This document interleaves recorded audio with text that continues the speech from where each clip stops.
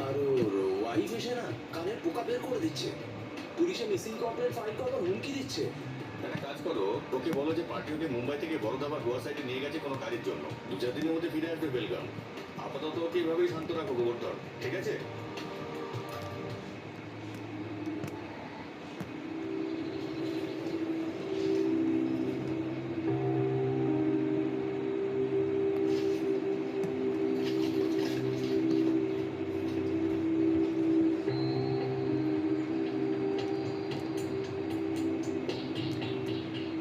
বড় দেশ, আমরা কোথাও কোনোভাবে গিয়ে থাকতে পারি।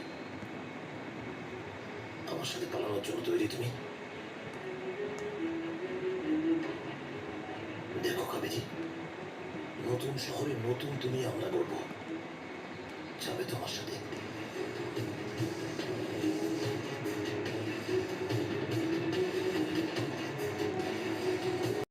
আগে একটা গাড়ি চুরি হয়েছিল, তার ড্রাইভারকে 1 বছরের মধ্যে ঘটা এই দুই তাণ্ডবের সম্পর্ক কি? পুলিশের ইনভেস্টিগেশন এই মুহূর্তে প্রথম ধাপে ছিল।